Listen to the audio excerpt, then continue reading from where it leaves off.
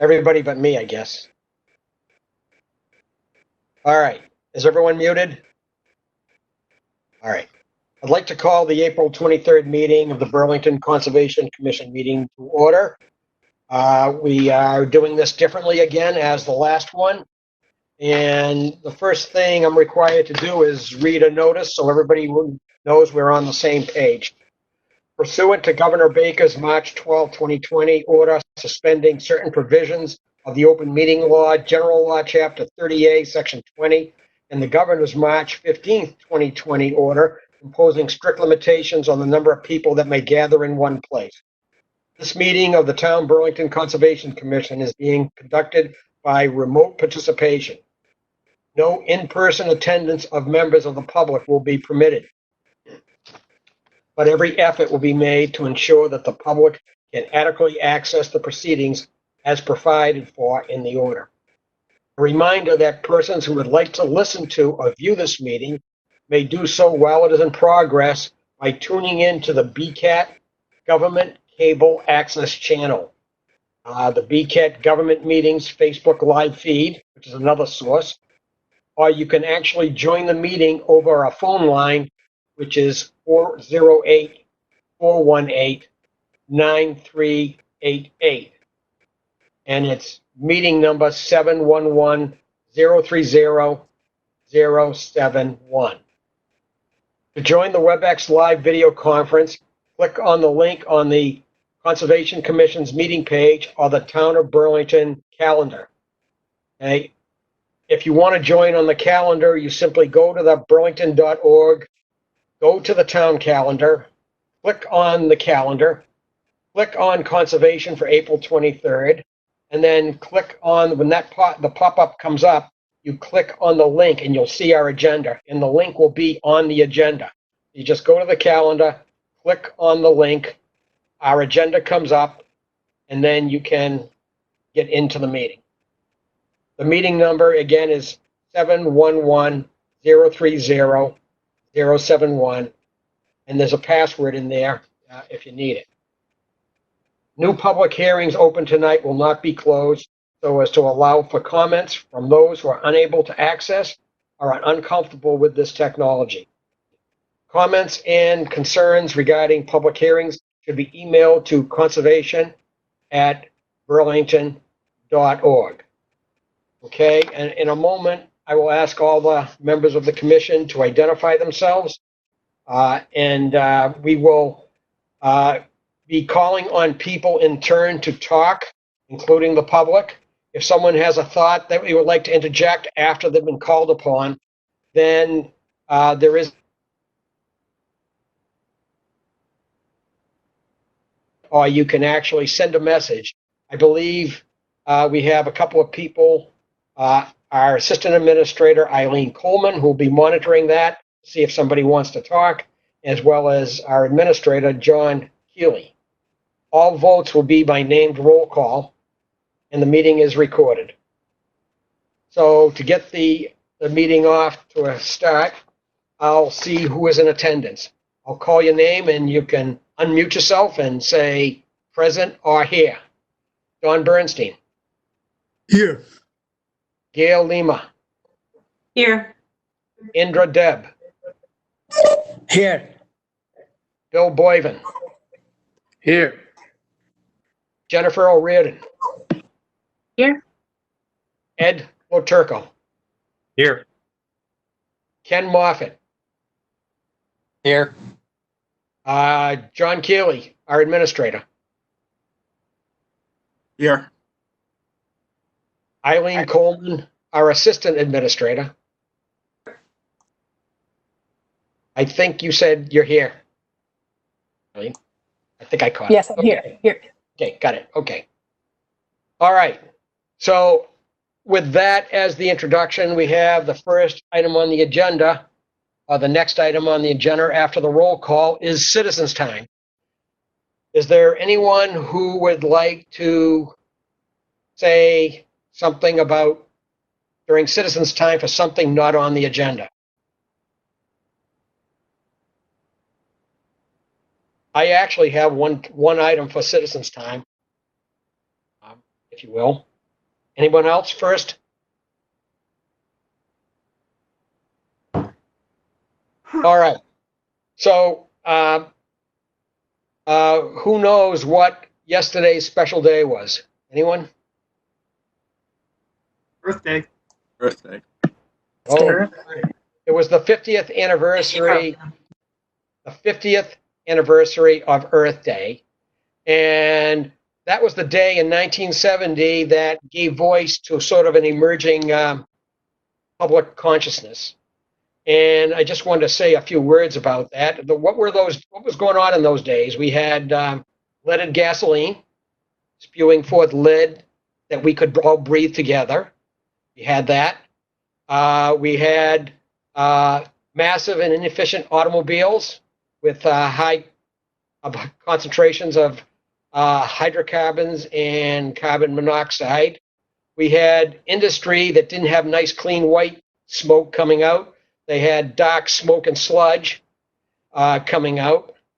And for years, up until that point, people thought air pollution was sort of a sign of prosperity, unfortunately. And then what happened is there was some emerging publications, like a book by Rachel Carson that came out in '62 called Silent Spring, and it began to raise people's awareness of what was going on and what we were doing to our environment. And Senator Gaylord Nelson, he sounds like he should be in Britain, but he actually was a junior senator from Wisconsin.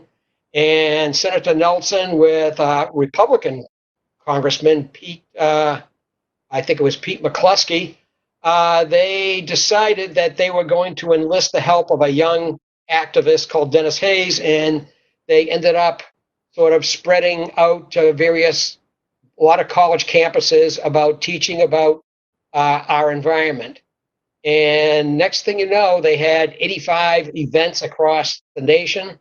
And it turned out that the first Earth Day actually had 10% of our entire population, which was like 20, I guess it was 20 million people in those days, which is rather amazing.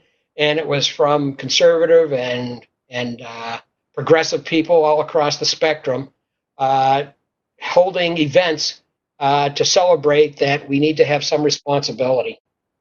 And so a lot of things changed since Earth Day in 1970. And next thing you know, we actually had our Republican President Nixon created the Environmental Protection Agency, and they passed the Occupational Safety and Health Act, the Clean Water Act, the Clean Air Act, the toxic thing about insecticides and fungicides Act, and all those things. And then finally in 1990, Earth Day actually went global, and we got 200 million people participating in 141 countries. So I thought, in case some people are listening, and to all of us on this broadcast, I thought you would find it quite interesting to know that people still celebrate it, and it's been going on every year for the last 50 years. Would anybody on the commission or anyone else on this broadcast would like to say anything? Yep. Just, it's unfortunate, though, that some of the advances that have been made in the last 15 years are being reversed now. Yes. The mercury regulations and the coal ash regulations and a lot of things have been, unfortunately, the clean air regulations have been, you are correct, Gail, have been rolled back in the last 3 or 4 years. That's correct. It's for those of us, I worked in the environmental field for 25 years before doing some teaching, Gail, and it's very discouraging to see things that I was aware of that people work so hard for 30 years, to see some of these things rolled back to sort of reverse progress on environmental concerns. Anyone else? But there has been progress. I can remember as a kid in the family car driving home from Springfield on the Mass Pike in the summer, visiting relatives would be driving home. And as you were approaching Boston, and I lived in Lynn, you could see the brown haze just sitting over the the whole populated area just from the factories and, the emissions that were going on. It was just sitting there, and I always kind of was disgusted by it. I had to go back and live in that, so and you don't see that anymore. So obviously there has been progress made. Yeah, one notable item of progress, which we're all familiar with, is the Charles River, the cleanup of the Charles River. Anyone else like to make a comment? I want to say that definitely there has been a progress, and I see it because almost once a year I visit India, specifically Kolkata. Yes. I see the difference. When I was there before, it's smoggy and you cannot see anything and the smoke and everything. Now, I was there last year. It's clear, much, much clearer. Very, Yes, progress has been made. yes, very, very interesting. Exactly. Of course, another area of progress that comes to mind is Boston Harbor. It's a lot cleaner than what it used to be. Anyone else?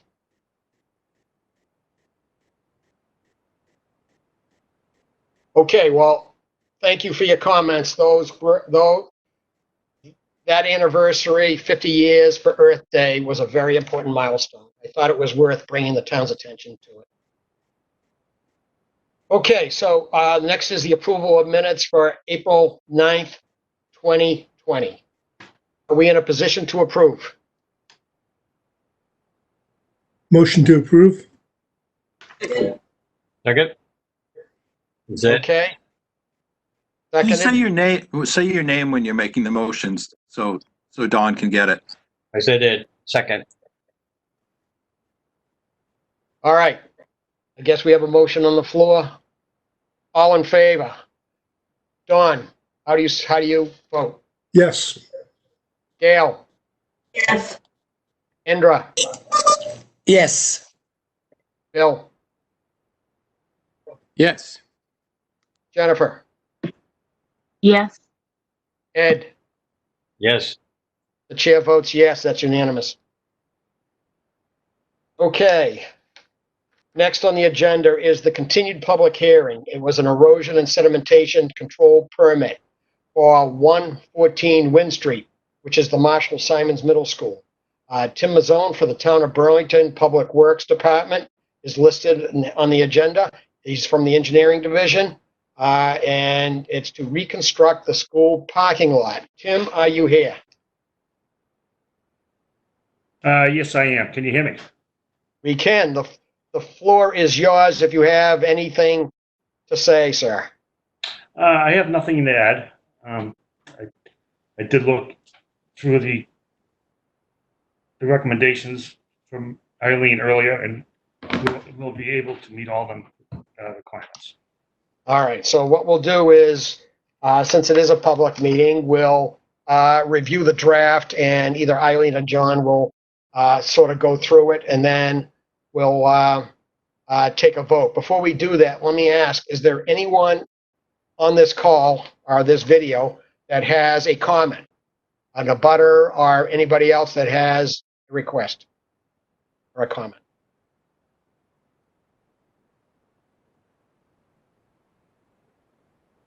Okay, Tim, the floor is okay. You've already all set. So John or Eileen, do you have any further comments?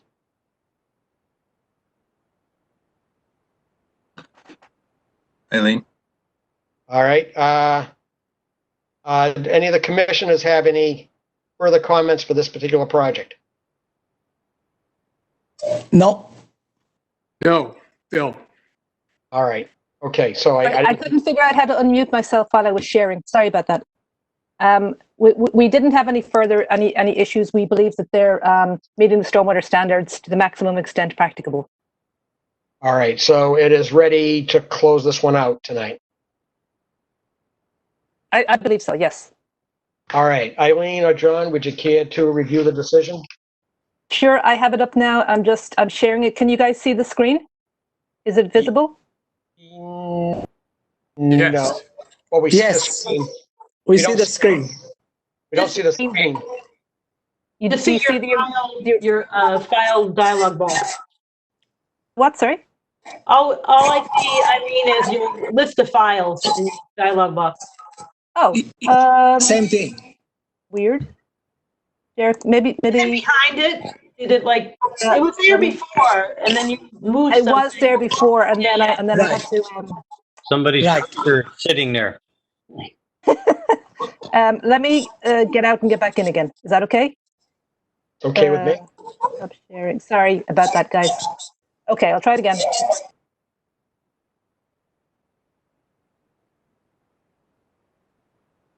Come on. Now it doesn't want to share at all. Share. And so you all have copies of this draft that she's putting up on the screen. The commissioners, you got that by email. Okay. Yeah, I I wanna have it do- in front of me if you can't share it, Eileen. No, I should be able to. I'm sorry, I had this all ready to go. Meetings. I don't know what happened here, but hopefully we can see it this time. Yeah, somehow you're sharing the wrong screen, is what it looks like. Oh my goodness, what screen am I sharing now? You just, the list of files is up.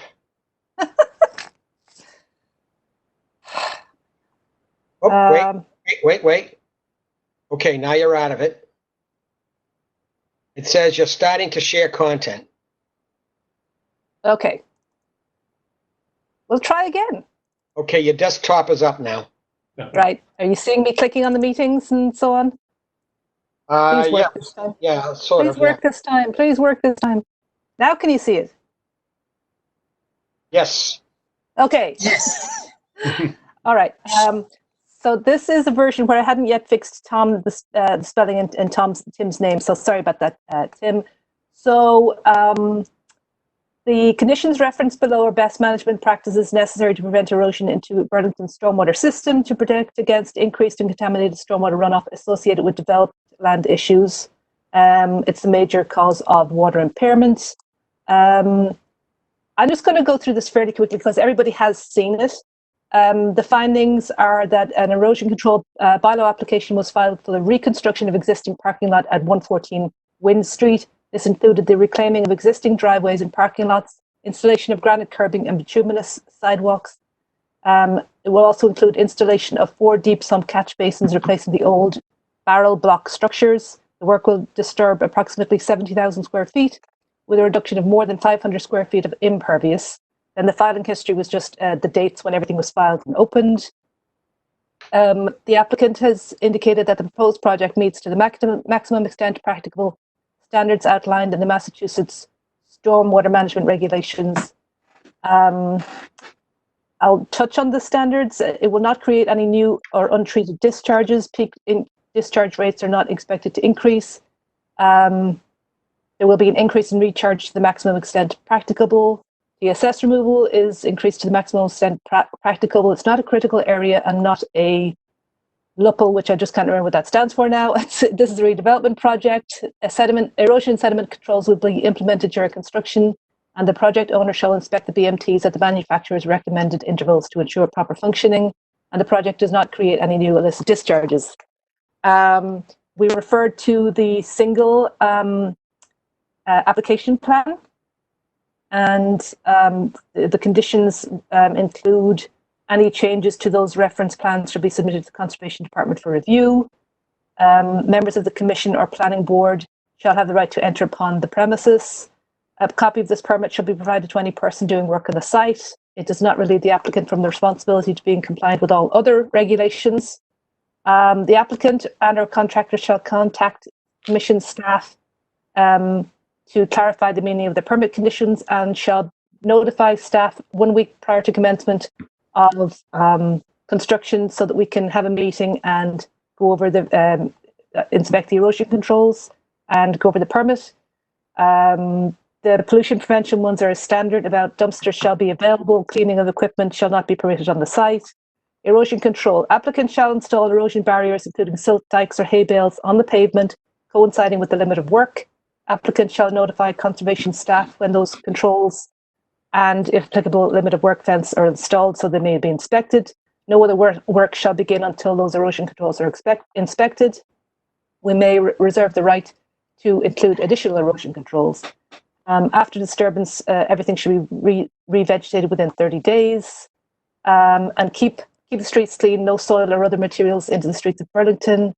Materials to be stockpiled only where shown and covered with a tarp in rainy conditions. Grading shall be completed in such a way so as not to direct additional runoff onto the properties of others. Catch basins on Peach Orchard Road should be applied with silt sacks. And then the other ones are just the standard. And if there are any soil tests, they must be witnessed by the Board of Health. And that's it. Upon completion, prior to final conservation sign-off, applicant shall submit a detailed as-built plan to the Conservation Commission. Are there any questions about those? All right. Any questions from the commission? Identify yourself if you do. All right. I'm not hearing anything. I have one question for Tim. Yeah, Tim, are there any areas when you looked at the parking lot to be done? I assume you've been out there many times.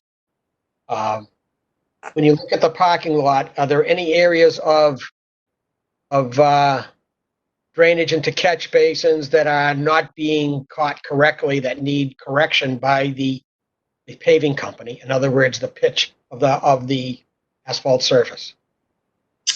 I believe the catch basin's being replaced in the area, and other than that, there's really no other catch basins that will be affected. Yeah, I'm just wondering, but when you're grading, whether are there any areas that where what I'm really asking is, there any areas that you know of where the asphalt paving is not running in the correct direction towards the catch basins? No, I'm not aware of that. All right. Down at the very end near the athletic field, I believe Yes. we'll have to put some straw wattle at the hay bales there. In that area. Yeah, because I was only making the point that before the work begins, that would be the time to instruct the contractor to put in any spot grades or slopes to enhance the capture. Yeah, and I would I'd be willing to meet with John or Eileen out in the site, and we can walk it and we can see what their recommendations are out there also. Does that sound like a good idea, John, at some point? Sure. Okay, Sure. I would since they're notifying you a week before the work begins, I would assume that you'll have an opportunity to probably go out there and stand at a distance and talk, I guess. Okay, if there's nothing further, then could I have a motion to close the hearing for the erosion and sedimentation control permit for 114 Wynn Street? So moved. This is Indra. Second? Ed, second. All right. Any discussion? Okay. All those in favor of closing the hearing? Dawn, Yes. Gail, Yes. Indra, Yes. Bill,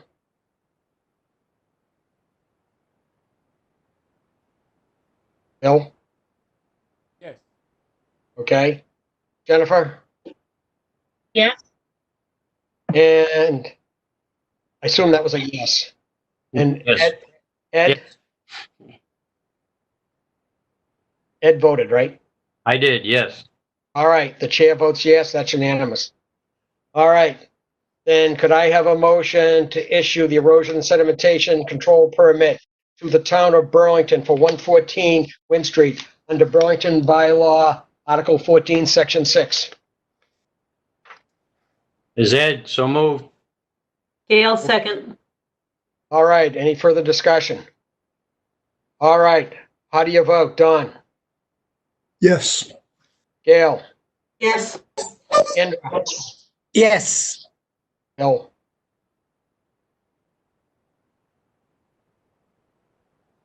Bill, I think you're muted. Yes. Okay. It's your sound isn't turned up or something, Bill, but I saw you say yes. Jennifer? Yes. All right, I saw the thumbs up, Bill. Ed? Yes. And the chair votes yes. That's unanimous again. Thank you very much, Tim. Thank you. All right, so the next item on the agenda, let's see. Okay, is the continued public hearing for an erosion and sedimentation control permit. The same Tim Mazzone for the town of Burlington is here from the Public Works Engineering Division. It's to construct a new parking lot at 61 Center Street. And Tim, you're still with us, right? Yes, I am. All right, good to see you again. All right, do you have any, the floor is yours in case you have any residual comments. No, I think we'll definitely be able to meet all the requirements on the draft. And like I said before, I'm willing to meet John or Eileen out in the site for any of the recommendations we can do. That sounds great, thank you.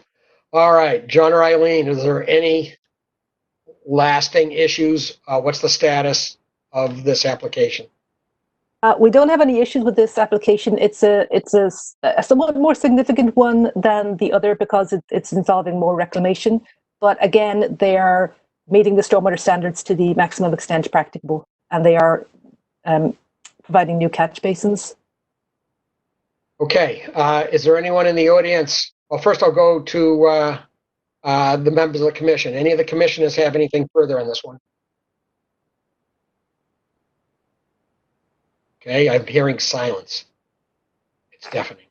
How about, I think Bill is saying something. Bill, are you talking? Bill, you're very, very quiet. We can barely hear you. Oh, why? I was just testing to see if my microphone. Oh, is your volume turned down perhaps?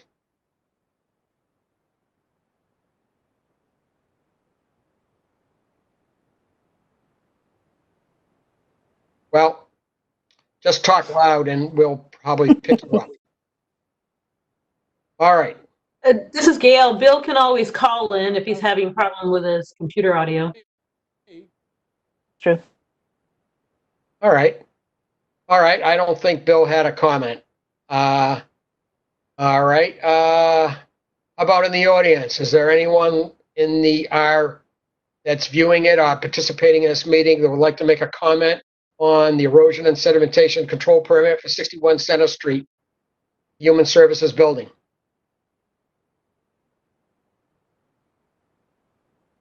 All right. Eileen, it sure sounds like we're ready for you to review the draft.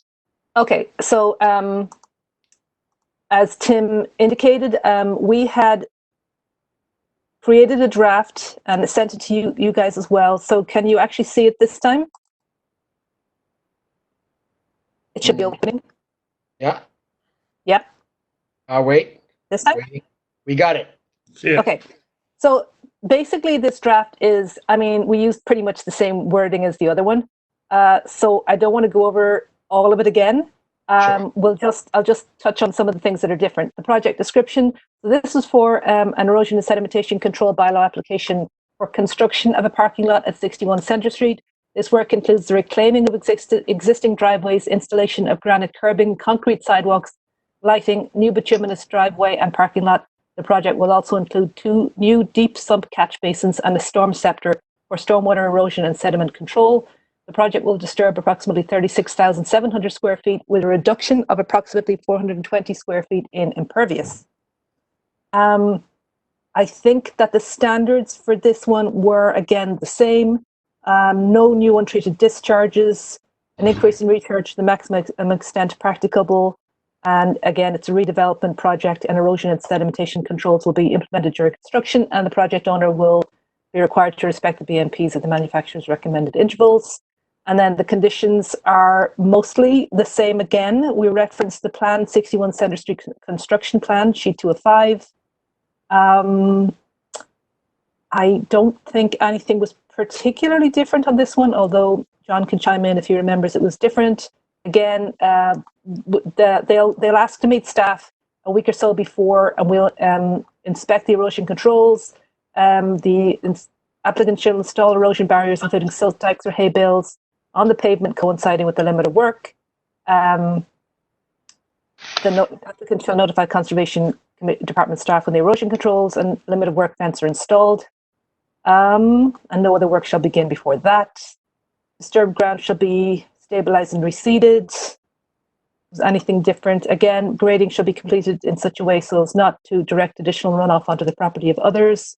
Silt sacks shall be installed in catch basins on Center Street, and silt sacks shall be maintained and regularly cleaned of sediments until stabilization of the site is achieved. The applicant shall submit a weekly written, in this case, this one was different. We're requiring a weekly written report to the Conservation Department, certifying that to the best of his or her knowledge and belief, based on careful site inspections conducted during work hours at the site, and not less than weekly. All work is either being performed in compliance with this permit or will note where a deviation has occurred. And upon completion of construction and prior to final conservation sign-off, applicant shall submit a detailed as-built plan. So, mostly fairly standard. That's good summary, Eileen. Thank you. Is there anyone on the commission that has a comment?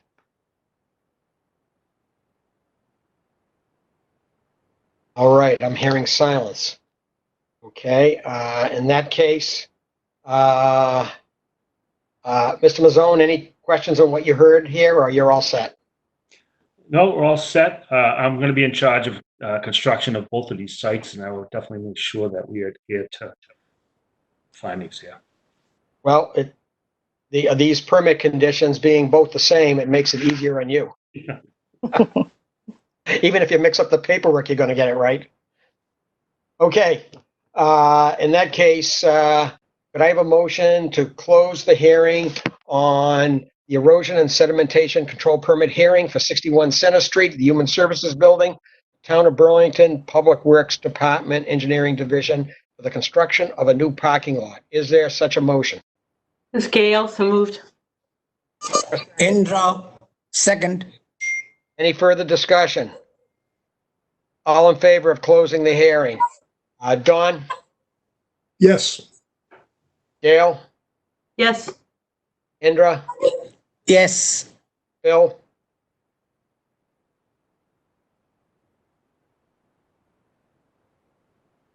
We're not hearing Bill too well. Okay. Bill, you might want to call in. We're not getting your audio. Jennifer O'Riordan? Yes. Ed? Yes. And chair votes yes. I'll assume, unless I hear differently by phone, I believe Bill was voting yes. So that is unanimous. Okay, thank you. All right, Tim, I think you're all set. Good luck with your projects. Well, thank you very much. I appreciate it. All right, thanks for showing up to our virtual meeting here. All right. Mr. Chairman, I think that motion was just to close. I think you still have to make the motion to approve. Oh, okay. Thank you. If that is correct, I'd like to entertain a motion to vote on the conditions for an erosion and sedimentation control permit for the Human Services Building project at 61 Center Street. Construct a new parking lot, which is held under Burlington bylaw, Article 14, Section 6. Is there such a motion? So moved. Second. That was Indra. Don, second. All right, thank you, Don. All right, roll call. Don? Yes. Gail? Yes. Indra? Yes. Bill?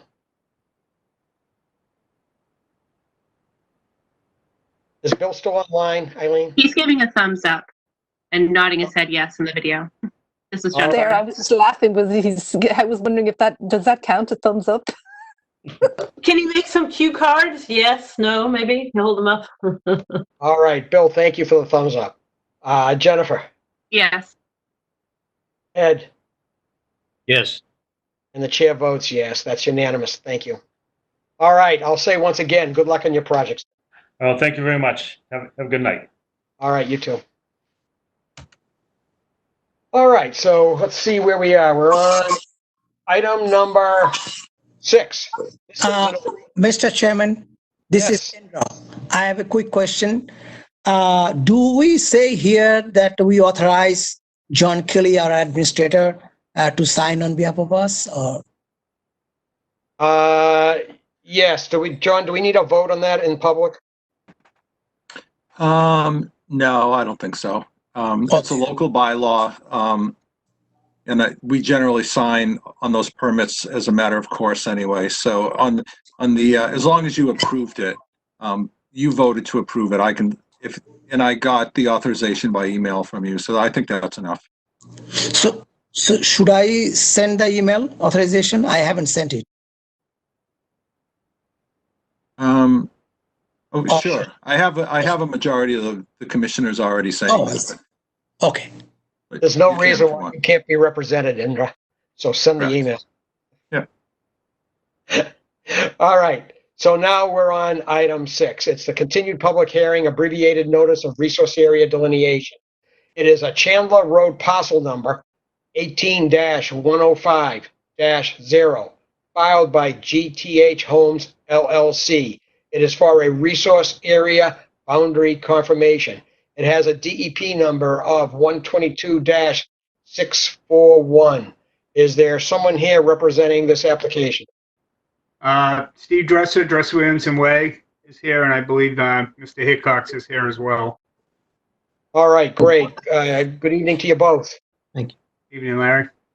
Okay, Steve, do you have any comments representing your client? I read the draft. Everything seems fine. We went over it at the last meeting.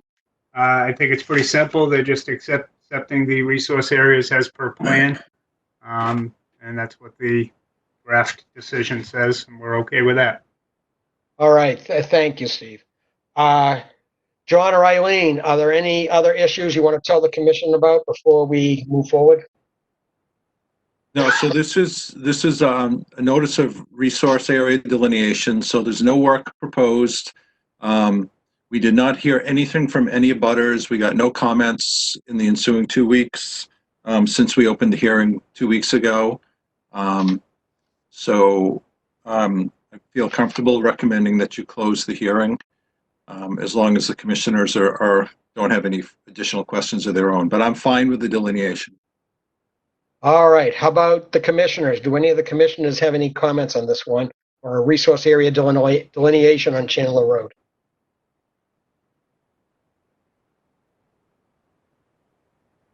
Okay, the silence is deafening, so there's no comments. All right, how about in the audience? Is there anybody in our virtual audience that is either online on the video or perhaps called in and is listening that has a comment to make?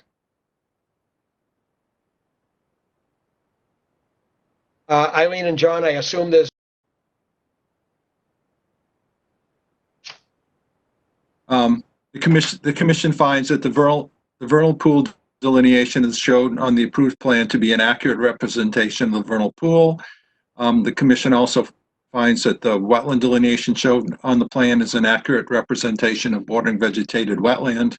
And the commission finds that there's no other resource areas on the parcel besides those two.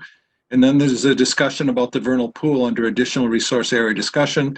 The Burlington Wetland Bylaw protects all vernal pools as resource areas, unlike the Mass Wetlands Protection Act. The commission finds that the wetland on this property includes a vernal pool that is subject to the jurisdiction of the bylaw. The bylaw defines the vernal pool as the area within 100 feet of the annual high water line. The commission finds that the lines depicted on the plan accurately depict both the high water line and the vernal pool boundary 100 feet up gradient. And then the proposed decision is just to approve an order of resource area delineation. All right, any comments from the commission on the detail in the decision? Okay, this is a document that would, if approved, would approve the delineation as it's been determined and is on the plan. All right, so is there anything further from anyone? Therefore, could I have a motion to close the hearing on the abbreviated notice of resource area delineation, Chandler Road, parcel 18-105-0 by GTH Homes LLC under Burlington Bylaw Article 14 in the State Wetlands Protection Act, DEP file number 122-641. Don, So moved. Second? second. Okay, that was Dawn. All right, so all those in favor? Dawn, Yes. Gail, Yes. Indra, Yes. Bill? Can you hear me now? Yes. Yes. Oh, then I don't have to hold up my sign. Okay, yes.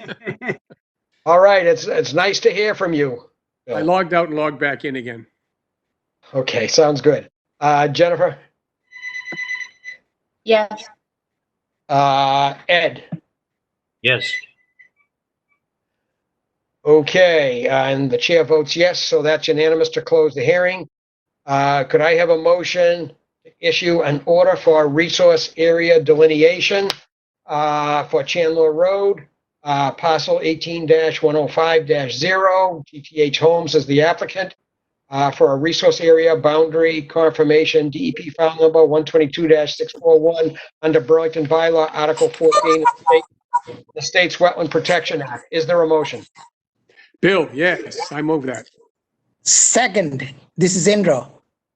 All right. All those in favor? Let's start again. Don, Yes. Gail, Yes. Indra, Yes. Bill, Yes. Jennifer, Yes. Ed. Yes. Okay, and the chair votes yes. That's unanimous. All right. Kent, are you there? I'm here. Yep. All right. I owe you an apology. I should have called on you when we've had a few discussions. There hasn't been any, but I should have called on you in case you had something to say. So you have my apologies. Oh, no problem. No comment this time. Right. Okay. All right. So the next item on the agenda, okay, is, let's see what we have here. We're on item number 7. Okay. Notice is hereby given that the Town of Burlington Conservation Commission will hold a virtual public hearing on Thursday, April 23rd through Cisco WebEx computer program. To join the meeting, you can go to the agenda on the legal notice, or the easy way is to go to the town calendar in the middle of the page. You go to the town calendar, you click on Conservation Commission meeting, you then click on Get the Agenda, you click on that link, and up will pop up a copy of our agenda, and the link to join the meeting will be there. Okay, and that's the easiest way. There is a way to join by phone. The phone number is 408-418-9388. Okay, and that will help you join our meeting. The purpose of the public hearing is to take all information related to a notice of intent filed by Arista Development LLC for the construction of a new bank building at 150 Lexington Street in Burlington. The proposed work would be within riverfront area and the 100-foot buffer zone to bordering vegetative wetlands pursuant to Mass General Law, Chapter 131, Section 40, which is the Wetlands Protection Act, and Burlington Bylaw, Article 14. The Commission will review all information relative to the application and may issue. Good evening, Mr. Chairman. This is Attorney Mark Vaughn with Reamer Bronstein, representing the applicant, Arista Development and Citizens Bank proposal. We have a few folks here that will or may have a speaking role. We have Doug Benoit, who's with Arista, Phil Henry, who is our civil engineer of record for the project, and also Samantha Bergner, who is with Citizens Bank. If it's okay with you, I'd like to just do a very brief introduction and then turn it over to Phil to walk through the plans and the resource areas. But so we're here in connection with the property that it's 150 Lexington Street. It is the Coles property, formerly Bradley's, for those of you that have been in town and remember. I think Coles took that site over, some time ago. It was a Bradley's before then. But what's being proposed is Citizens Bank is looking to locate a small retail branch facility in the outer limits of the parking lot nearest Lexington Street. For those of you that have been customers of Kohl's, or if you've been there through the years, you've probably noticed that there is a very underutilized parking field in the far outskirts of that parking lot that is very rarely, if never, used. And just given the overabundance of parking, we feel a good reutilization of that property to be able to put a small bank branch at that location. Citizens is actually relocating from another location already in Burlington. They have been up at 40 Mall Road, which is right across from Leahy Clinic. That branch closed a few months ago, so this would be a new location for them to be able to relocate that. So all of the improvements that we're going to be talking about tonight are happening within the paved area of that parking field. We're not looking to bring pavement any closer to the resource areas. One of those areas being Vine Brook, which I know has significant protective value for the town. So portions of this property are within that riverfront, but we are making what we feel some significant improvements and enhancements. Before I turn it over to Phil Henry, I do want to thank both John Keeley and Eileen for taking the time at a staff level to meet with us. We've had a couple of DCM meetings and some follow-up communications just to try to make some additional modifications to this plan to hopefully make the process smoother with you and the commission, Larry. So want to thank Eileen and John for that. So with that, if I could just turn it over to Phil, and maybe he could speak to the plan specifically. So thank you. Thank you, Mark. Phil, just before you speak, this is Eileen. I can share your plans. Do you want me to start doing that now? And do you want me to then just tell me which ones you want me to change? Okay. Sure. Yeah. I think that's acceptable. I think if you want to share the plans, and I think I could, if it's okay with you, I can actually ask for control of it, so I can move it around myself. But I'm happy to dictate it as well. Well, I'm just going to open up the plan set, and let's start from there, and you can tell me where to move things. Okay. Okay. Let me know if this opens once the circle is finished circling. Okay, there we go. Okay. Yeah. Why don't we start on sheet 4? Just to clarify, it looks like this is not the set of plans that we submitted today. It is. This is the set from today. Oh, it is? Okay. Hang on. Sorry. Did I click on updated? No. This is the March 25th one. Right. Updated. I have it right here. Thank you. No, thanks for catching that. Yep. Oh, I hate that circle. Okay. You said 4? Sure. That's it. Phil, I didn't seem to be able to find that recent copy. So if you can tell us, I have the March 2nd version up. If you can just maybe, when you're describing things, describe how it's modified over that time frame. Yep. Let me absolutely make this bigger. All right, I'm going to try and zoom in, but you just start talking. Okay. All right, so what everyone's looking at here is the overall site plan, and I wanted to start with this just to give context for the overall site. What you see, the road along the bottom of the sheet is Mall Road, and then there's also Lexington Road that obviously V's into Mall Road, and then there's an existing entrance off of Lexington Street.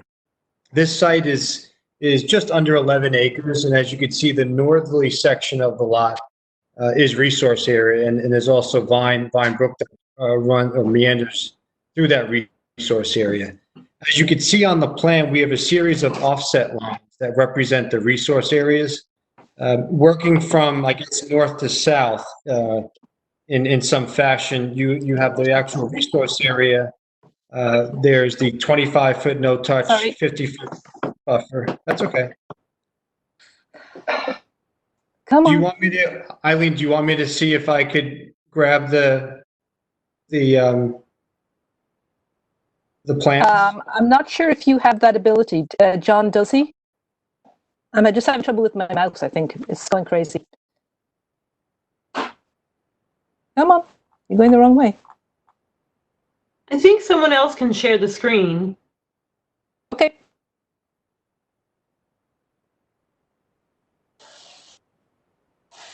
Well, mine's going bananas. I'll defer to John what he'd like me to do.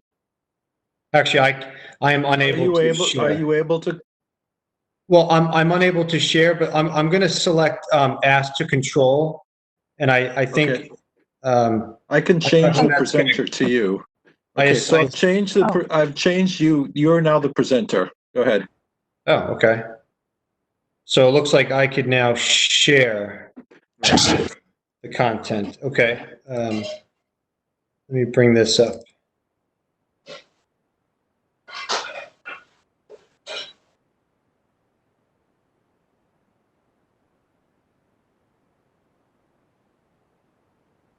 Okay, does everybody see that?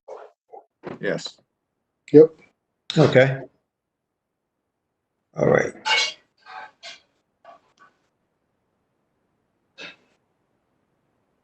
So just to give everyone a background, as I was saying, the resource area runs along the north side of the lot, and then you have a series of offsets here which represent the resource areas or buffer zones. And this outermost area here is the 200-foot riverfront area that bisects the Coles and then circumvents our proposed building here, and then obviously ends onto Lexington Street.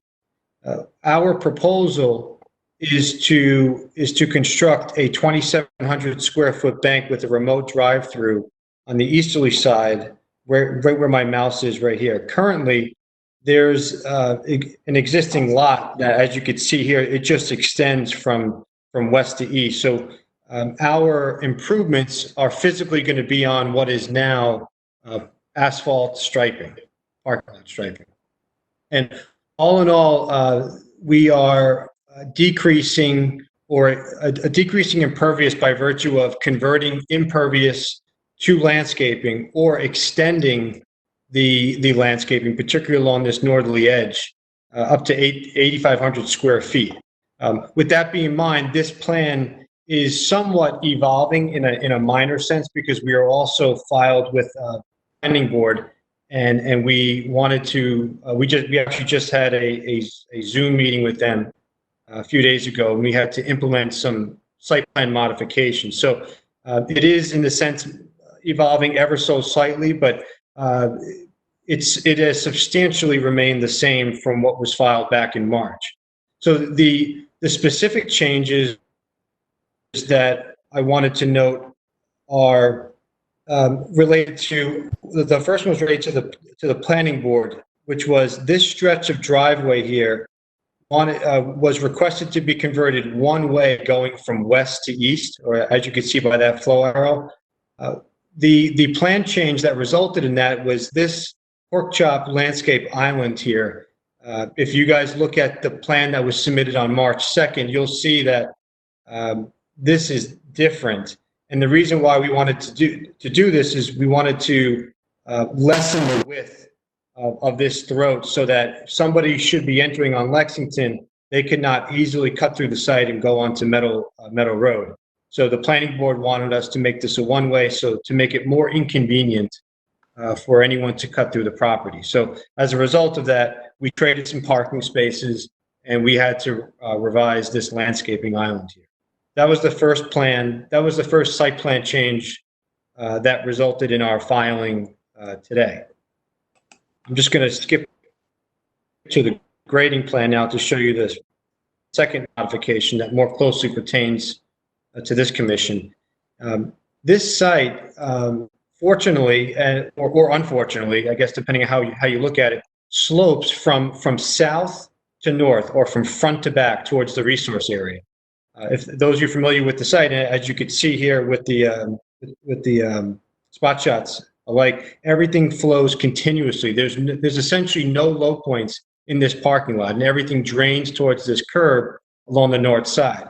Back in, I believe in 2001, when this property was before you last, there was either the installation or either there was a proposed storm scepters or there was some sort of storm scepter that was already in place. I think these were new. So essentially, back in 2001, there was a storm scepter that was installed here, installed just to the west, and then there was another one even westerly. We did not have to modify or introduce any new collection system simply because there were no low points throughout as I previously discussed. So everything flowed north. So the objective of this site from a grading perspective, when we proposed the building, was to make sure that we can get water to drain, particularly from upgrading areas around the building in a safe manner. And we did that by grading, as you can see here, the spot shots, new contours, and then we also supplemented it with flow arrows so you can easily see where we anticipate water to travel and how it ultimately is going to get to this existing storm scepter. There will be some runoff that will also get to this storm scepter here by virtue of modifying and introducing some landscape islands. But again, we are reducing the impervious area. And we made sure where we were introducing landscape, we introduced appropriate grade curb breaks so that water would not be collected and that water can flow through.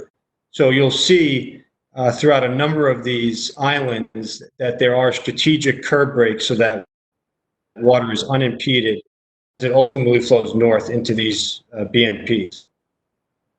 So now getting to the change from yesterday / today was we introduced a graded depression here along the easterly side of that building, of the new building, that is intended to collect and to hold the first flush of this rooftop or the 1-inch storm. Oddly enough, coupled with the infiltration rating, we took a very conservative infiltration rate relative to what we saw in the geotech report. The soils range from sandy to traces of silt. So we took a mild infiltration rate of 1 inch an hour. This actually can handle up to the 25-year storm, just the rooftop of this bank, just for added infiltration. We also have an island over here that is a graded depression, it's very flat, and it's just basically going to be infiltrating the runoff that falls in it. There's no contributing infiltration area from any asphalt area. So, and since the rooftop is considered clean, we could introduce that directly into the soil media below. And that's a gently sloping graded depression. It's at a 4-to-1 slope, so it can easily be maintained and mowed appropriately. Does anybody have anything to ask at this time, or should I continue?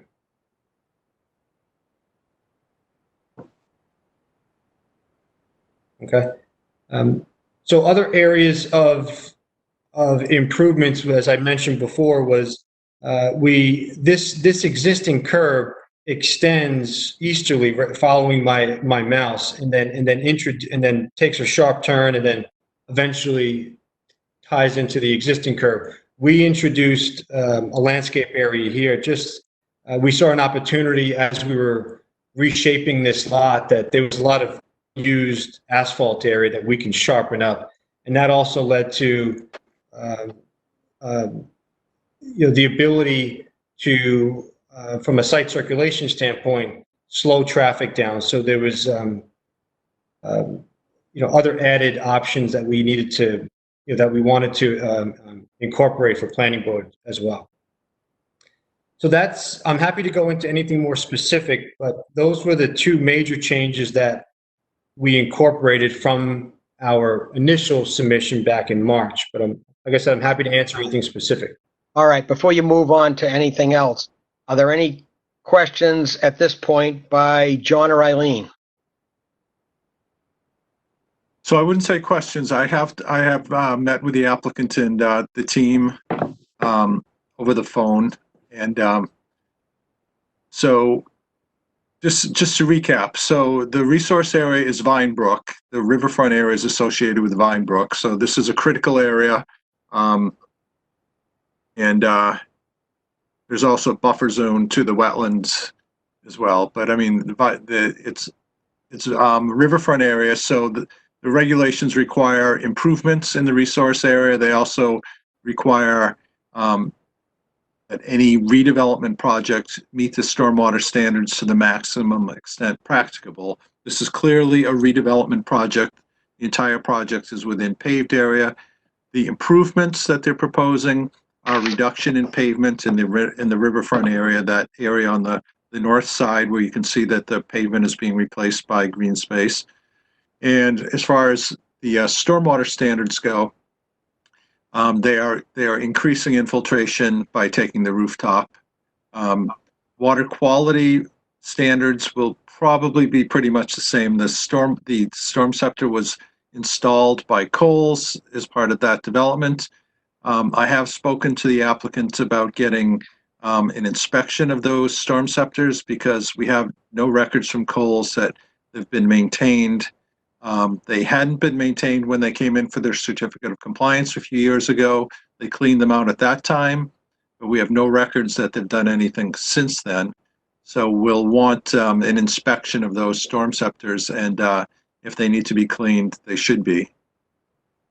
That's about it. All right. I have a couple of comments, but I'd like to go to the commission first. Does anyone on the commission have questions or comments? Dawn? This is Indra. I have a few questions. This is the impervious area. How much impervious area you are reducing? About 8,000 square feet. And how much area you are adding as a green space? It would be the same. Same. Okay, good. And I couldn't catch, what are you doing with the rooftop runoff? Where it is going? Is it sheet flow or catching? Yes. The actual details of how the runoff from the roof getting into this graded depression has not been completely worked out, but it's either going to be sheet flowing via downspouts or collected internally and piped. So I could just zoom into this. Do you guys see that zoom? Yes. Yes. So as we've shown it now, there's 3 downspouts here. So, but I did speak to the architect before this call. This rooftop will most likely be collected internally, and there'll be 1 pipe discharging right about where my mouse is here, which will allow this collection area to collect the runoff. There is an overflow in the event of significant infrequent storms that will safely discharge that water back onto the parking lot and then get into that storm scepter.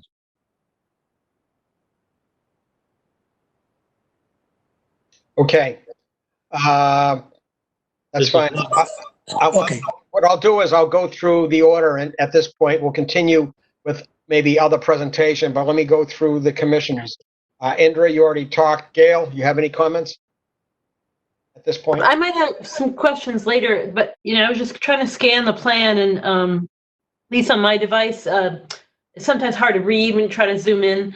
But not related to this, but in terms of landscaping plan, I was looking at for the green space you proposed. There's one tree that's some kind of Korean shade tree or something like that. And you have a number of red maples. I'm just curious, why not make them all red maples? This is an area that abuts a pretty important resource area, and it would be better to stick with native species. Sure. Yep, I can make a note of that. Okay, Dawn, is there anything? Not at this time. All right, Bill? Yes, I have concerns about the water quality units. I want to be reassured that they are functioning. My other question is, can we go back to sheet number 5, please? Sure. Yeah, that one. And if you can zoom in the area, then on the east there, where the entrance would be a little bit, it would be helpful. But yeah, right there would be perfect. Yeah, we're talking about. It was mentioned a couple times that the parking is very underutilized, and there is an overabundance of parking. Why don't we eliminate more spaces? Those easternmost spaces, there's a set of 5 spaces there just to the right of the entrance, and the other spaces that are adjoining the new grass area. Why don't we move the fence in and take out those completely to give even more, especially since that's in the inner riparian. And then instead of having lawn grass, just have more native plants back in there and not have it mowed. Right, Bill? That would be, yes. Yeah, I let me jump in here as well. I agree with you. I'd like to add to it. They're adding green space. Isn't part of the question, Bill, that is this manicured green space, or do we have an opportunity to reclaim any riverfront area? Is that sort of Exactly. Okay, good.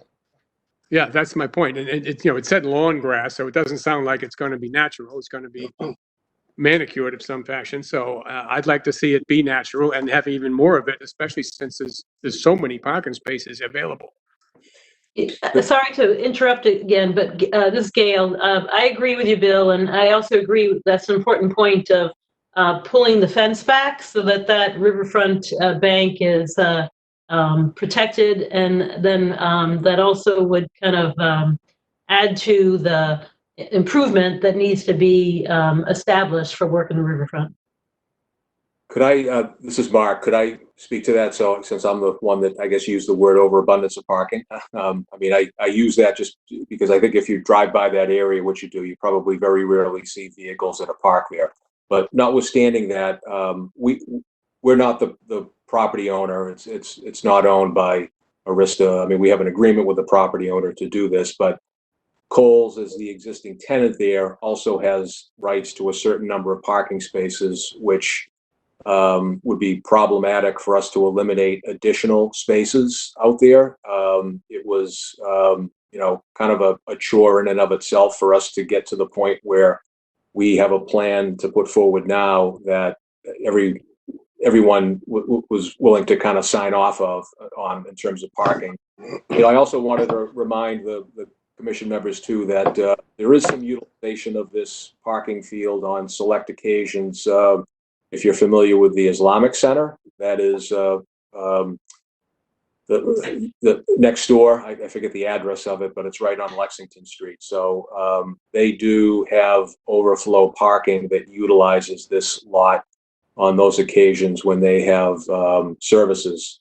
And, that's been accommodated by the property owner, and, our parking analysis shows that it could still be accommodated. But I don't think that we'd be in a position to eliminate more parking spaces than what we already have eliminated. And, but I'll let, I don't know, Doug or Samantha, if you want to chime in on that point as well. But yeah, we can hear from Doug or Samantha, but I'd then like to go back to the commission for sort of a comment back to you, Mark.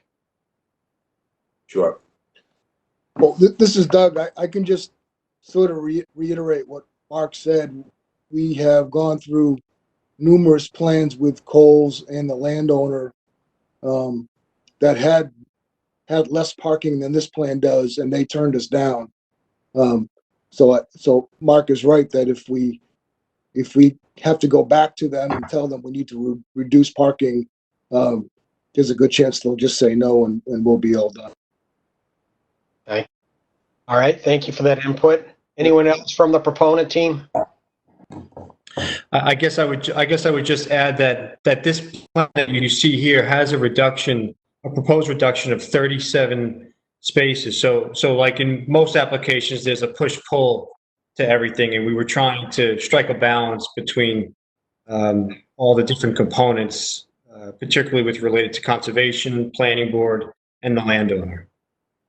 All right, let me throw something out to the commission. I just as my personal feeling is that given that it's riverfront area and the regulations give you folks an obligation to improve the area, I'm not sure that I consider a manicured green space area as an improvement to the riverfront resource area. I have a hard time rationalizing that. On the other hand, there are opportunities along the Coles fence line, which may be for very minimal change. Along that whole fence line, there may be opportunities, particularly down the other end, that would not affect too much the scale of the parking for both Coles or the Islamic Center or Coles. And I think I would entertain that if you folks wanted to at least take a look at that and see if you could come to some agreement telling Coles that the commission is looking for an improvement in the riverfront area. And if there is an opportunity, maybe we could discuss that at the next meeting. So how would the commission look at that suggestion? I like it, Larry. This is Bill. This is our opportunity. I mean, you're going to be tearing up half of this parking lot to repave it and restripe it and replant it. So this is, our opportunity to try to gain as much improvement as we can for the riverfront area. Larry, I'm not sure I was following your suggestion there, or who's talking? Is it Mark? Yeah, this is Mark Vaughn. I'm sorry. What were you getting at in terms of being able to do some things along the northerly property line? Is that what you were saying? That's what I'm saying. If you walk the northerly property line, there's areas where there are pinch places that are pretty close to either wetlands or the stream. And I'm personally thinking, with not being out there, that there is opportunities, particularly closer to Middle Road. Okay, and I would think that as part of the same resource area that's contiguous, I'm just throwing it out there. This is just an idea, Mark, but I would think there might be some alterations of that fence line with very minimal cost that would essentially, the commission, if they chose to, could accept it as a improvement to the resource area, although not on your site proper. It would not affect Coles hardly at all. Mr. Chairman, can I make a comment? This is Ed. Can we bring up landscape plan number 8, because it defines those areas real clearly if everybody is trying to see the magnitude of it. Number 8 shows that pretty good. Okay. Well, if you would like to make some comments, Ed, go right ahead. No, I just want to go along because I'm listening. I see. I'm trying to follow exactly where all the edges is of all this area. That print right there says it all. Because what it was going to lead into for me was ultimately a snow removal plan, and I'm trying to watch what was there already. They pretty much, from a cold point of view in the whole parking lot, pile snow in the middle. Now I see a northeast sector of this. Where's all that snow going to go? So that's my question. Is I was kind of helping you out here, trying to find another plan. All right. Well, I'm going to mark down your comment as snow removal plan question. Right. And this is Phil Henry. I've written down taking notes about converting that northerly lawn grass to naturalized grass, and also pulling that fence in. Right. So, I mean, I think, you folks would have to, and the commission would have to sort of do their own version of a site walk and take a look. I'd entertain any comments. I think the commission hasn't said too much. Let me ask, Dawn, you have any comment on the discussion so far? I feel that I can see the problem with losing the parking spaces and it being something that may be out of your control, but I think you provided another alternative to gaining an improvement with that fence line. So I'd like to hear more about what they could do with it. Okay. Gail, any comment? Just what I said before, I agree with what you and Bill were talking about and making that a more naturalized area and protecting it with a fence. Indra? I also agree with your comment. They should look into it, and that would be probably considered as an improvement if they can do something over there, naturalized green space. Yep, thank you, Indra. Bill, anything further? No, I don't have anything further. Just, I want to seize on the opportunity to get as much progress as we can in this, from our Jennifer? perspective. Yep, I would just agree with you and Bill and the other commissioners that we should take advantage of this opportunity. Ed, you talked. Anything further? Yeah, again, I agree with what you guys are all talking about right now as far as the commission goes. I am concerned about just getting the answer on how you're going to move snow around, more so not as much the major parking lot area, because I think it's pretty much understandable. Like most parking lots, they bring the snow and congregate in the center and let it kind of melt out, or they bring in the machinery to do it. Where is the snow removal going to happen on the northeast sector of the building? Yeah, we can put together an answer for you. Obviously, the contractor for this site will be, as I understand it, will be a single snow contractor. So we can get your responses for you on that. All right, so obviously you'll put together a snow removal plan indicating those areas. That's great. All right, Kent, anything, comments from you on what we've been discussing? Nope, I think all the points are valid. The snow thing, I think, is a good thing to bring up. Okay, thank you, Kent. All right, so Mr. Henry, Phil, would you like to continue any further on the presentation or entertain more questions at this time? Yeah, I think it'd be most efficient if I just field any more inquiries from the commission or the public. Okay. All right. I'll ask one, and then we can, after I ask a couple, we can go back to the commission if there's anything else, if they want to chime in. Then we'll ask for any public participation if anybody has any that's online with us.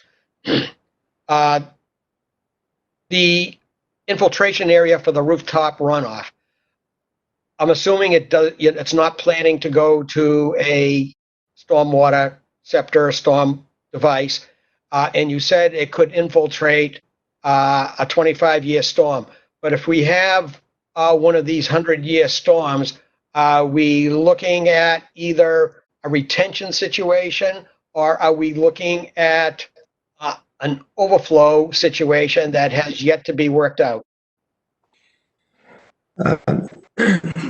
The answer is in our updated stormwater report, we show drawdown calculations for this particular BMP. So this system is designed to only pond water up to about 12 inches. And as I said, coupled with the infiltration rate, you're looking at about the 25-year storm that could take this roof runoff. However, this can statically hold the 1-inch storm for this property, for this building. Should there be a 100-year storm or any infrequent storm that exceeds the capacity, there is a yard drain. I don't know if you could see my mouse. There's a yard drain right here in the northeast side of that triangle. Yep. And that will take any overflow water subsurface and then discharge it through the face of this curb. And then once it discharges through this curb, it will then make its way down to this existing storm center. And that's going to be only used in overflow situations. So we did take into consideration the fact that this should not be holding water for more than 72 hours. In fact, it shouldn't be holding water for more than a day or half a day. Right. And in the larger storms, there is a mechanism for this water to be safely conveyed without overflowing of any sidewalks. All right. The purpose of my question was whether you had an overflow mechanism, which you answered. That's great. The second question is the to each of the storm scepters in place, the current storm structures, is it roughly distributed the same way? In other words, it seems like it's evenly distributed across, or are you sectoring it, favoring one storm scepter more than another? That's a good question. No, we focused on maintaining the watersheds to each respective storm scepter. As I indicated before, this storm scepter here on the easterly side is taking the crux of our design. The only areas from our work area that's going into this storm scepter here is just this small rectangle or square, if you will, that's defined by this, which is consistent with what it was on the existing condition. If you're familiar with the site, there's a curve, there's a perpendicular curve that prohibits cut-through traffic right now. As a byproduct, that also acts as a barrier for stormwater flow. So the answer is we're maintaining watersheds. All right. And a third question, is there any,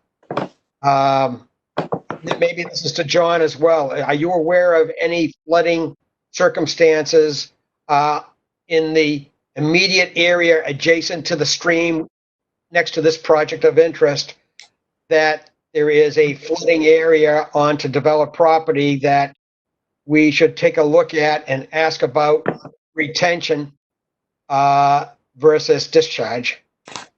Does anybody have a comment on that? Well, so the area down gradient from this is 100-year floodplain. The whole area floods frequently. I'm not really sure that this small area has that much of a contribution. As you know, that whole area, that wetland is huge. It's an enormous wetland. So the contribution of this small portion of that site probably doesn't contribute much to the elevation of the flood. I was just wondering if there was localized flooding on the Islamic Center that. Oh, there certainly is. There certainly is, but it's because they're in the floodplain. All right, it's not. And there have been problems with the stream being blocked by beavers periodically. Yeah. Okay. All right. So this, in your opinion, John, this would not be a major contributor that could significantly alleviate a problem. No. Okay, that answers that question. So I'd like to go now back to the commission one more time. I won't call a roll call because I've already done that. Is there any other comments by the commission? You can just sort of identify yourself. This is Bill. I just had one question just because I'm curious. What you described as your pork chop shaped buffer there, structure, and you said it was going to be one way. Which direction is it going? Is it going away from Lexington Street or towards Lexington Street? It's going towards Lexington Street. I'll zoom in on this overall plan here. Okay. So that'll really prohibit the cut through. Yeah, this arrow. So essentially, folks coming in through here can technically not take that right. Travel this way, and we wanted to make it a little bit harder for them. So if you're looking at your March 2nd original submission, this island kind of curves back over here that is more inviting for someone to cut through. Okay, thank you. Got it. All right.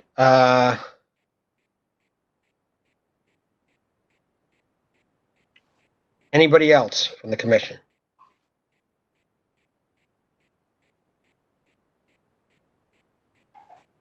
All right. Is there anyone in the audience who is either on the phone, on Facebook Live, or is participating in this video conference by clicking on the link?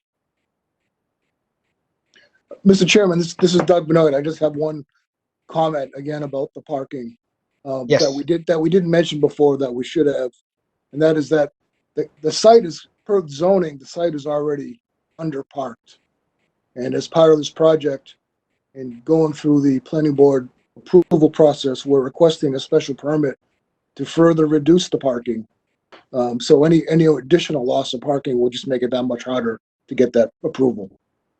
All right. Okay, thank you for that. Yeah, this is why we need structured parking. There you go. All right. We're not going to do anything further here tonight. It will be continued until the next meeting. No one from the audience seemed to have participated. We have what I had had a few things listed. I had inspection of the storm scepters that needs to be done, and I don't know if storm scepters structurally degrade. We should have somebody look at them to see if they are structurally degraded like catch basins do over time. I suspect not, but I mean, we're mostly concerned about them being cleaned up, I assume, John, but have we seen any stormwater structural failures at all? Not that I'm aware of. Okay. All right.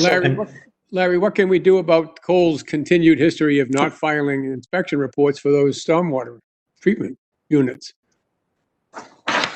I think, John, you want to comment on that? Well, you gave them a pretty hefty fine back when they came in for their certificate of compliance a few years ago for not submitting reports, or actually it was more than not submitting reports. They hadn't done any maintenance at all.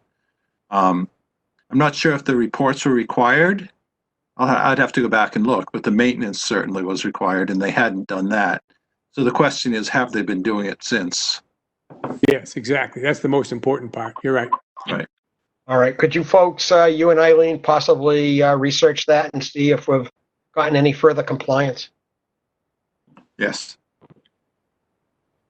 Mr. Chair, I'll just add, this is Phil Henry, that in speaking with John yesterday on a call, we are working to seeing what the cleaning record was for this property, but we've also added a note on these plans that all the storm scepters shall be inspected and cleaned prior to the end of construction. So that will be an enforceable requirement should this project get approved. Right. Oh, I have one more item. Well, let me go through this. First, we have snow removal question. You're going to answer that. We talked about possibly looking along the fence line for opportunities to increase the natural riverfront area, which would be considered by the commission as an improvement required by regulations. And that's what I have so far. One other point. When I drive through the Kohl's parking lot to park or go to the department store, I notice that sometimes in fact, a lot of times, I see trash that has gotten into the far side of the wetlands, the north side of the fence. The north side of the fence. Sometimes it's on the south side of the fence and is something certainly Kohl's could do something about.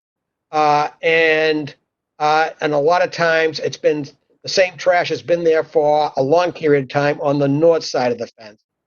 The entire fence line is certainly not this applicant's responsibility, but I think this is an opportunity to say that for the area immediately in your construction area, perhaps we could get your help in getting that area quickly picked up. As you determine it. I don't know, it's not a big request, but and if you want to go further and help Kohl's out, that would be fine. And in the same vein, John, I'd like to suggest that maybe for the rest of the property line beyond this limit of work, that we sort of do an on-site inspection, and I'd like by the next meeting to see a letter written to them asking politely for them to cooperate and mention that we've asked this applicant to help us out and would like them to help us out with the rest of the fence line. How does that sound? So this is Samantha Bergner with Citizens Bank. if I may, I just want to add a few comments and some clarification for the agreement we have in place that we're working on with Kohl's to help provide you guys with some more information. So really what we're working on with them is a tri-party agreement for the maintenance, the common area maintenance of the property. This will help not only us, but the landlord and the landowners themselves enforce the maintenance, as Kohl's will still be responsible for it because they are using larger share of the land, but we will have rights in this tri-party agreement to enforce this maintenance. Here at Citizens Bank, I'm local as well as the bank is local. So that I think will help a huge factor with not only your concerns that you've had in the past, but moving forward and us working in partnership with the town to help improve this parcel overall. So that is definitely something that we have on our radar and something that we have been discussing with Kohl's, and would be happy to help assist the city further to help to make sure this is maintained properly. That is good news. Thank you for telling us about that. So now that we've even mentioned it at this meeting, actual wording in that tri-party agreement, you might be looking at it pretty carefully. Correct. Larry? Absolutely. Larry, so this is a question maybe that Mark could answer, but I'm looking at Patriot Properties. So the owner of the property is not Kohl's anymore. It is now somebody called Burlington Centers LLC from Needham, Mass. Is that correct, Mark? Yeah, it's the ownership group is it's a shopping center owner developer, RK Centers, but that's their Burlington specific LLC entity that owns it. But yeah, it's a group called RK that owns the property. Yeah. So right, Kohl's is a tenant. That is correct. Yeah. Yeah. Okay. All right. John, have we ever contacted them about cleaning up their site, or had them putting pressure on their tenant to clean up the site? Well, so RK, I think RK, when they're the ones who actually came in and to get the certificate of compliance, I think, when that sale was going on between Kohl's and this company in Needham. I see. So we haven't talked to them. Not since then, no. All right. We might want to contact them and ask them to help us out. I mean, I have to admit, every time I've driven and looked around along that fence line and I see trash, it's just the same trash that re-irritates me. So I mean, I'm sorry to sort of make a big deal about it, but I would love to see something improved as a result of this project acting as a catalyst. Understood. Yep. Okay. I think everybody's been asked if they had comments. If there's nothing further, I think we are ready to continue the meeting. If you folks agree to the next meeting or the one after that, it's up to you. The next meeting is scheduled for May 14th. We should be able to make that, Mr. Chairman. All right. And John, do you feel, given what you've heard, the few things that we've heard here, do you think we may be able to close at that time? So my question is, the planning board hearing, will you be finished with the planning board? You're meeting with the planning board on May 7th? Is that correct? Yes. Yes. And do you anticipate being finished with them at that time? This is Mark Vaughn speaking. As much as I would like to say yes, I tend to think that we won't be finished with them on May 7th, but their next meeting would be on May 21st. So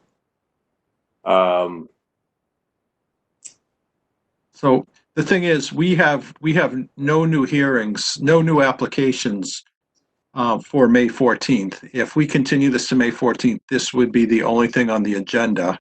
I would anticipate we'll have filings coming in for the May 28th meeting. So we would not need to hold the May 14th meeting if this were continued to May 28th. So, I mean, it's up to the applicant, but it would still, we would still be closing it 1 week after you've finished with the planning board, presuming you finish with the planning board on the 21st. Yeah, I guess the only issue would be, this is Mark Vaughn again, sorry, would be that if for some reason, and it doesn't sound like we're talking about major plan changes here to what's before the planning board. I just wouldn't want to be in a position where we're not able to close with the planning board on the 21st if they're waiting for feedback from the Conservation Commission, but Understood. Okay. as I say that, I know that the commission has in the past authorized, John or Eileen staff to communicate to the planning board that, they anticipate issuing an order at the next meeting or something. But I guess that was my only concern, that if there were going to be any changes that would impact the planning board process. Right. So, I mean, I guess there are enough questions the commission raised, so that it's probably better to air those out on the 14th then. And if the commission's satisfied, we can close on the 14th. If not, then we will have a discussion and have to continue it again. Yeah, from my perspective, John, the key item that would facilitate closing the hearing on resolving issues would be the improvement to the riverfront area as a resource area, as opposed to natural green space. If we can come up with some kind of an idea or plan that works, I would think, to me, that's a big issue for us. So then I'd recommend you continue to May 14th. Right. The meeting can always be canceled, right, John? I mean, if they submit some information and in your estimation, it's looking pretty good that the issues have been satisfied, we could simply delay it 2 weeks and right after they close, leave with the planning board. Right. Okay. Yeah, that'd be fine with us, Mr. Chairman. This is Mark. All right. Yep. All right. So we'll plan for May 14th, and if it changes, we'll find out from somebody. Okay. All right. So I don't think there's anything further. I think we're all set with this one. So, folks, thank you all for your contributions. We'll see you on the 14th. Thank you. Thank you. Hope everyone stay healthy, everyone. Thanks. Yes, same to you, folks. Okay. Bye. Thank you, Mark. Thank you. All right. So we're on agenda item number 8, planning board comments. Anything, John? No comments for the planning board. Just this project. Subcommittee and staff reports. Anything, John, that you know or aware of, or the commissioner? No. Other business. We already mentioned upcoming meetings. Other business. Yeah, I just got a question for John. What was the scoop with the violation on Eastern Ave? I saw the picture, but what were they trying to do there? Oh, yeah. So I got an email back that there was no project. And then I emailed him the photos that I took. And he said something like understood. So I'm not really sure what they were doing and whether it was related to something that was going on in the back. But I made it clear to him that whole area just needs to be a no disturb area.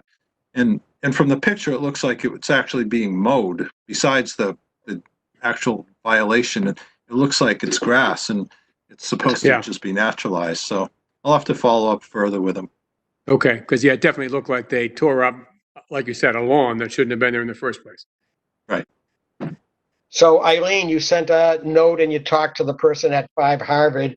Have you had a chance to notice if there's any improvement with the site? I was there today. They're still driving over their wattle, but he told me that they are sweeping daily. And what did it look like to you? It looked like they were bringing sediment on their tire tracks every time they drove out over the wattle, but there wasn't since we haven't had that much rain the past few days, nothing was flowing. The wattle will just about catch that. All right. It's better than it was. If it gets worse beyond just a few tire tracks and stuff is running off the site, I would suggest we write them a friendly letter informing them they're in violation, and if it's not cleaned up by a certain date, that they'll be fined. They're subject to a daily fine. We did that last week, and and I spoke to him in person today, and he is aware. He is aware. Mm-hmm. Okay. Right. Okay, I'll drop it at that. He says he's sweeping every day, and he says people are taking pictures regularly. So I guess that's you. It could be. Could be. I don't know. I don't want to admit to anything. But anyways, now that it's on the record, you'll keep an eye on it, I assume. Yep, I will. Please do. All right. Commission, anything further from the commission?